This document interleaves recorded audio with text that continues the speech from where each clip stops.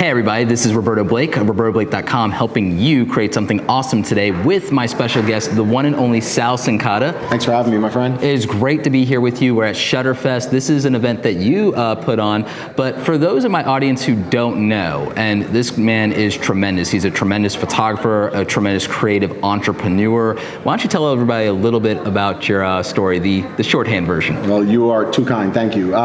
So what we wanted to do is create a conference that was built more around community and less around sitting in rooms watching PowerPoint presentations all day. And Shutterfest is the only fully hands-on photography conference there is in the world, as far as I know. So it's one low price, everything's included, and it's madness here. So as you've seen, I've loved it. I've gotten like literally some of the best shots of my life out of this. I've learned a lot from the instructors here. This is one of the only conferences that I speak at where I feel like I actually get to be the Padawan learner for a change. That's awesome. Yeah. Well, and we have a modeling program here where photographers get to work with models for free. It's not extra. So if you have this idea, borrow a human, rent a human. Yeah. Exactly. And so they get to work with models for free, no extra charge, and you really get to experiment and build your portfolio, which I think is important for any artist, right? You have to practice. It doesn't just happen overnight. I tell people so often that the process needs to be respected more. Results are wonderful and they're great and they're what people pay for, but they're a byproduct of an excellent process. What are your thoughts on that? No, I think you're 100% right. And that process takes time, right? And when you see artists in general, it doesn't have to just be photography. It could be a graphic designer, and they bring to the table this skill that is based on years of experience and fine-tuning that process, right? And so the last thing you want to do as a photographer is build the process while you're working on a wedding day, let's say, right? I don't want to experiment on my bride. And so I think events like this become very important to build your process, hone your skill, and just really become more aligned with mastering your craft, whatever that is, whatever your craft is. How do you master it? It's practice, right? Yeah, absolutely. Being an excellent craftsperson, being a great craftsman, a great craftswoman, I think that being able to have the patience for that, being able to really respect what you're doing and have, and I think that also comes from having a love of it. I think that's a lot easier. You've loved photography almost your entire life, haven't you? What were you doing before you went all in as a creative? It's funny. I was exposed to photography at 16 years old. Fell in love with it. Actually photographed my first wedding at about 17. Hated weddings, by the way, at that point in time. So it's ironic where I've ended up in my career. And my family, they were so against the creative industry, right? So they were like, no, you're going, my family's immigrants, right? So they came in from Italy and Lebanon. So super practical. Right. They were like, you're going to college, you're going to be the first one to go to college, get a degree, you're going to be a doctor, you're going to be a lawyer, you're going to be something, but you're not going to be an artist, right? And so they were very practical about it. And I followed that path. I worked in Procter & Gamble, or I worked for Procter & Gamble, I worked for Microsoft. And I spent 10 years at Microsoft as a programmer and and kind of an analyst, but I wasn't doing what I loved. I hated every minute of it to a certain respect, but I was always doing photography on the side. And one day, I'm sure it's like many of your audience, one day I just decided, I'm done. I'm going to do what I love for the rest of my life. I don't want to die and not have been doing what I love. And sure enough, 10 years ago, I punched out, and here we are today. So we just actually this year celebrating our 10-year anniversary. That is tremendous. And see, like having the tremendous success you want, I think so many people don't understand that it's going to probably be that 10 years. Without a doubt. I mean, especially in what I do as a wedding and portrait photographer. And of course, we've expanded. We're entrepreneurs. So we have an event, we have a magazine, Shutter Magazine. It didn't happen overnight. No. There were a lot of failures, which I think also part of the process. Part of the process, right? That didn't work. It's hot, stove hot. Pull your hand away from the flame. Would you say failure is part of the cost of success? Absolutely. Because I literally want to brand that. Like failure is the price of success. Yeah, you should brand it because it's a real thing. I mean, if you're not failing, something's wrong. Because the only way, and I think this would hold true if you talk to any successful person in any single industry, they will tell you that for every success they've had, there's probably been 20, 30, 40 failures. And it really becomes about perseverance. If you really believe in what you're doing, again, it doesn't matter what we're talking about. If you believe in what you're doing, you have to go at it. And I kind of almost see it as a game. Find all the failures, because one of those shells you turn over, is the path to success. I believe that 100%. I think it's like sports, honestly. I think it's like when you're sitting there on the field, when you're practicing, when you're getting knocked down, when you're getting like the crap beat out of you in sports, it's like no one walks onto the field and expects that because, oh, I worked that hard all summer that you're going to be a tremendous athlete. Yeah, exactly. No one has that audacity. Well, and the reality is, right, when you're talking about business in general, there's competition, right? And I think that's a creative struggle with that idea of just competing, right? And I find that for my own employees, we have 40 employees now. With my own employees, what we find is that I'm looking for those athletes that have that competitive fire in them, because those guys and girls, they want to go after it. They understand failure, right? So if you find that anybody who's got that creative spark in them, holy cow, they can, or that competitive spark in them, I should say, those guys are going to do some damage in the world of entrepreneurship. If it's not sports or video games, I don't really believe in competing except like one thing, aside from competing with myself. That's because I was a track runner, so you really just compete with a clock at that point. So that's my sports background. But the thing where I am competitive is I want to outwork everyone. Oh, yeah. Like, that's all I really want. Like, people don't believe me, but then they see me do it. It's why I became the cross-country captain. I was not the most tremendously gifted athlete. I did not have talent. I had no talent. But what I did was I came to practice earlier than everyone else. I stayed later, and I just did the work. No, and that's a great kind of like motto, or if you will. So what we teach as well is, and I believe it, and so I put it into practice in my own studio, is work longer and harder than your competition, right? And so work like they're trying to put you out of business. Exactly. Like if you have that mindset, exactly. If you have that mindset, and I had it when I was in corporate, and the best piece of advice I ever got when I got into corporate America was somebody pulled me to the side and they said, if you want to be successful here, you come in before your boss and you leave after them, right? And now take that same kind of philosophy, if you will, and apply that as an entrepreneur. And now you think, okay, I've got to work longer and harder than my competition. And if you're doing that, you are going to outpace your competition, and you're going to run circles around them. And I know we do that, right? So whatever we do, we try to make sure that we are ready to go longer and harder than our competition. And make no mistake, you're not trying to take shortcuts. You'd rather over-deliver. Exactly. And that's oversimplifying it, the over-deliver part. It's really understanding that success is not easy. Success is hard. Success makes you want to quit, right? And that makes no sense. Wait a minute. Success makes me want to quit? Yes, you're going to want to quit because in order to be successful and find that successful point, it's exhausting.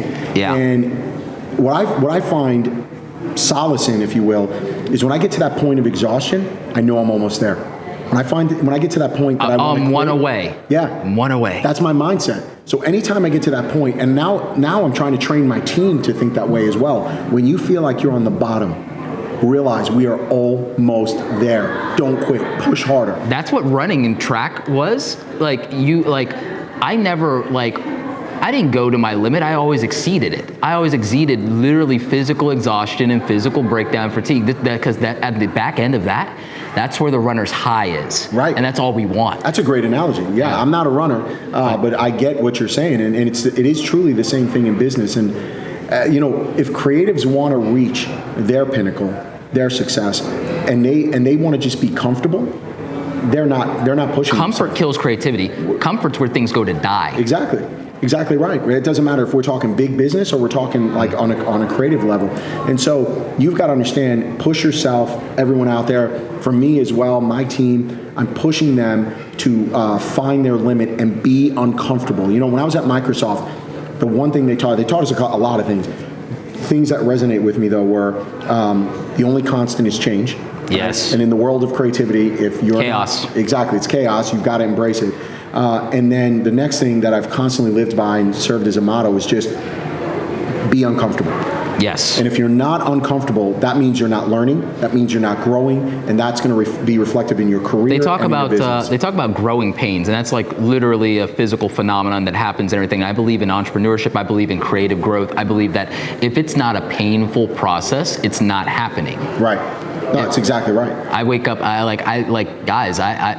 And it's not a brag. It's like I'm just a masochist. I live for this pain. All I want to do is climb mountains and slay dragons. I think there's something wrong with all of us, right? Yeah, we're all insane. Yes, exactly. We're never happy. We're always pushing our limits. And I like your analogy, right? I want to slay dragons, and that's all I want. It's simple enough. I just want to do it. No, I'm totally there with you. And for your audience and I think people have to understand and really push themselves, because we try to train and educate entrepreneurs. You know, and if you think about my own staff, I've got a staff of 40. Well, you're also a serial entrepreneur. I am a serial entrepreneur. You're a serial entrepreneur. Let's talk a little bit even about that. Like, you did a great presentation. The thing that I think is going to make me one of like some of my greatest success is you did a presentation. Tal did this presentation at Adobe Max called "How to Build a $1 Million Brand." Yep. And that's like, you know, for creatives to understand what's possible for them. And by the way, for all of your parents out there, for all of little Johnny and Sally and Diego's parents out there, when your parents tell you that there's no money in creativity, I want you to play this back for them.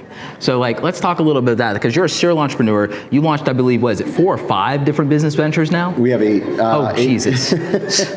By the time this goes live, who knows? We might be at 10. 10, yeah. Or a baker's dozen. Yeah. So we have 8 different brands right now, companies right now, and our company, Cincotta & Co., has been in the Inc. 5000 list 2 years in a row now, and it looks like we're going to be in there again. Which is hard to do, by the way, because you have to be growing to be in the Inc. Exactly. 5000 and the Inc. 500 and so on. Exactly, triple digit and 4-digit growth, right? And so we were, last year, I think we were in the top 1,500, right? So it's not like we were 5,000. So in the entire United States, we're in the top 1,500. And, you know, what does that all mean at the end of the day? I don't do this for awards, but it's a signal to our employees and a signal to us that we're pushing hard, we're pushing the envelope, and that we are, in fact, growing. And so, you know, we're $5, $6, $7 million a year company. We're small business. We don't have venture capital behind us. Right. That's the other thing to realize. A lot of people look at and there's overhead. Yeah, of course, there's real overhead. Yeah, it's not. I'm not getting a $7 million paycheck. I would like that, but it's not happening. Not yet. Yeah, maybe someday. But that's what we're marching towards, right? So you're building this beast, if you will. And I will tell everybody out there that when I started, a lot of times people look at this and they go, I don't want 40 employees. Well, I can tell you, I didn't want 40 employees either. You know, that was the mindset I had, and now I'm like actually kind of looking forward to it. Exactly, because you want to build something that's bigger than you. And it was so funny, you know, we sat in that presentation in Adobe, how to build $1 million brand, and we had people in that room, executive management from LinkedIn, Nike, and the list goes, Google was in the room. And so these are people who are looking at what we're doing and they're going, holy cow, this guy is coming out of nowhere, building this brand, he's changing the way creatives are thinking. And my goal, when it's all said and done, is I want to be able to influence the next generation of creatives to go out and achieve more. I don't want our profession, our peer group, to be broke. Forget that starving artist nonsense. Yeah, none of that nonsense, none of that living in a cardboard box. No, I want man. you guys to charge as much as possible, and I want you to be worth every dime. I want a Mercedes, I want a big house, I want to go on vacation, I want to eat at the best restaurants. I want that for all our peers, right? And it's a mindset thing.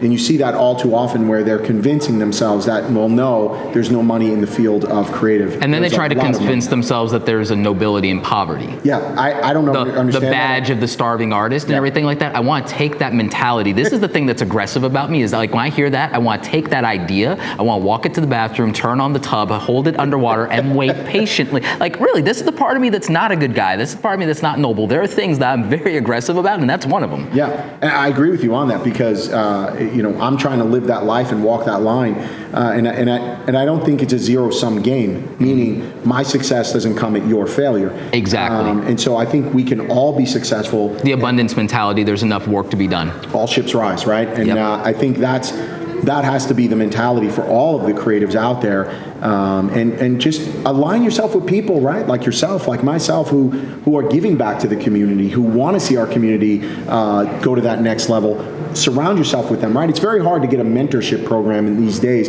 This is the best way to do it in this world we live in, YouTube and conferences. It's like align yourselves with so much in people. podcasts. There's so much opportunity. There's so much opportunity to build connections and to be part of a culture of creativity that supports what you want to do. If you don't have that in your own neighborhood, your own family, you experience that. I experienced that. Less so on the family side, but more in like the community, and also not even having an example. But today you have an example. You have so many people. You can look to Sal. You can look to so many other creatives. You can look to myself, Terry White, Chase Jarvis, Gary Vaynerchuk, whoever does it for you. Back and want to motivate the community. And again, where do you want to be?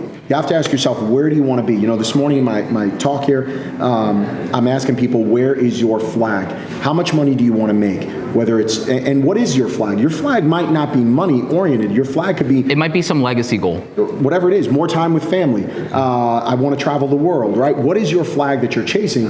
Get that flag out there, put it on a piece of paper, look at that flag every day, and you have to ask yourself, what am I doing to get to that flag? Because if you're not doing anything to get there, it's not going to magically get there. And that's the part I think a lot of people miss out on, is they're like, oh, you know, maybe someday. There is no maybe someday. Today's the day. Yeah, cut out the 30 minutes of television, the 30 minutes of looking in Facebook and everything like that. Use that 30 minutes to get one step closer, just one step closer. It's why I say create something awesome today. Like, the one disappointment I have for this video is that I'm not wearing the shirt, because I'm saving it for my talk later today. Nice. But like, it's why I tell you guys to create something awesome today, because I honestly believe the formula for all success, and you tell me how you feel about this, is confidence plus consistency times creativity equals winning. I like that. Yeah. I think that literally is the formula. I think you have to have the guts to go after what you want. Like, you had the guts to walk away from a very lucrative job and salary to do something you really wanted to do. You had to be consistent at it, and then you also had to bring unique value to what was a saturated market. Exactly. And that's how you won. Exactly. And it's doing that every single day, by the way. Yeah. It's doing that when you get knocked down on your ass. It's doing that in the face of everyone telling you it can't be done. It's doing it when you don't feel like it. Yes. Which is probably every day for most of us, right? We're exhausted. But we thrive on that, I think, that exhaustion. And I don't know how we do it, the chaos. You know, we're wired differently, we're insane. Yes, yes. And those are the ones who are successful. To the crazy ones, to the noise makers, to the, like, what's the Apple ad? The ones who think different. Exactly. So true. If you were going to give one piece of advice to the creative community, what would it be? If I were to give you guys one piece of advice, I would tell you to figure out where you want to be in the next 12 months, the next 2 years, the next 5 years. Where is your flag? Put that flag out there, write it on a piece of paper, on a sticky note, put it on your mirror, put it on your computer monitor, and every day ask yourself what you are doing to go after that flag. And if you can't look yourself in the mirror and tell yourself what you've done, that means you're failing every day. And you're not failing in a good way. You're failing on yourself, you're failing on your dreams and aspirations. And so you have got to put that flag out there, stop around, go after it, get it, and I promise you, you will change your life forever. Beautiful, I love it. Sal, if you were gonna I'll let you ask a question to the audience, because we can get some really great data after that. I'll let Sal have the question of the day. But before I let you have the question of the day for the audience, literally, let's play like a quick round of like questions of anything you've ever wanted to like ask me. Like, just real quick, because I think that'll just be fun. Okay. So lightning round, ask me anything. What are the biggest challenges you've faced in your pursuit of success? Biggest challenges I've faced in my pursuit of success is overemphasizing some of my own internal weaknesses through my self-awareness. As an introvert that has learned to hack themselves, one of the things I still deal with sometimes is I second guess myself, or sometimes I will still question my own motives. And I'm aware of it, and I know it's a problem I need to address. The other thing is I've been hacking being a better listener and trying to stop being a serial interrupter. I also am addressing my own fear of my success changing me into Monty Burns. Very good. I'll ask you one more. Where's your flag? My flag is that I want to disproportionately change the creative culture and the creative community, because what wasn't done for me is I did not have the access to a mentor. I've never had a Yoda my entire life. I've had a few Obi-Wans float out, teach me, open me up to a new world, and then walk away. So I've never had a straight up hands-on mentor. I want to create systems, and I want to create guides, and I want to create a blueprint for scale for every creative person that is a solo and that's in the middle of BFE somewhere, that has no one like them doing the things that they want to do, so that they have access to that, so that they have a path that they can follow. That's awesome, man. Yeah, that's my flag, is I want to create awesome things, share them with the world, and I want to teach anyone who wants that how to have it. So I'm going to be curious to see what the audience has to say and what their flags are, and what's the one. So that's your question. Your question today is like, what is it that you really want? What's your flag? What's your flag?